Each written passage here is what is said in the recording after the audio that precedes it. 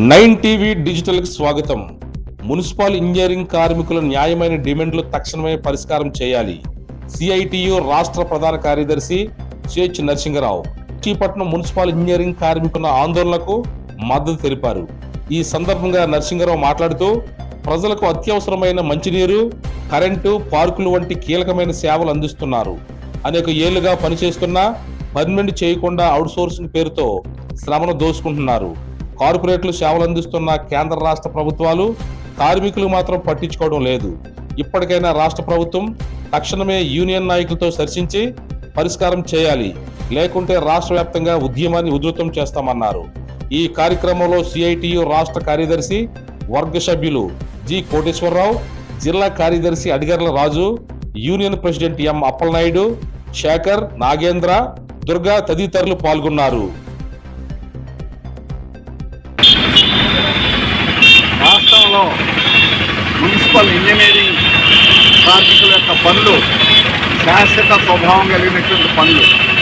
మంచినీరు సప్లై చేయడం, కరెంట్ ఇవ్వడం, పార్కులు మెయింటైన్ చేయడం, అన్ని రకాల కీలకమైనటువంటి విద్యుత్తు సరఫరా చేయడం, ఇటువంటి కీలకమైనటువంటి విభాగాల్లో పనిచేసేటువంటి కార్మికులకి గతంలో మున్సిపల్ కార్మికులంతా సమ్మె చేసినా కూడా ₹1 కూడా జీతం పెంచలే. ఇది చేరినటువంటి అన్యాయం. స్కిల్డ్ వర్కర్స్ వీళ్ళు 240 రోజులు పని చేస్తే పర్మనెంట్ చేయాలి. 10 ఏళ్ళు 20 ఏళ్ళు జీవితాంతం పనిచేసినా కూడా కాంట్రాక్ట్ వర్కర్లాగా ఈరోజు ఉండాల్సి వస్తుంది. ఇది తప్పు.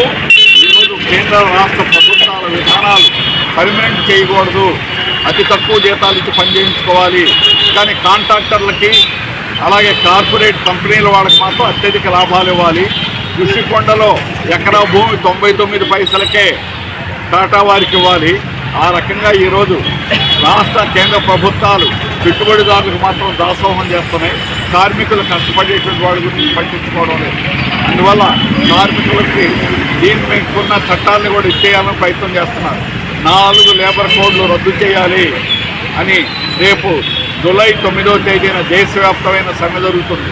ప్రతి కార్మికుల్ని పర్మనెంట్ చేయాలి, కనీస వేతనం ₹26,000 ఇవ్వాలి.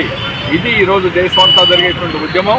అందువల్ల ఈ ఉద్యమంలో దేశంలో యావత్ కార్మిక వర్గం కూడా పాల్గొవాలని, కార్మిక వర్గం 9వ తేదీ సమ్మెని, జూలై 9 సమ్మెని జయప్రదం చేయాలని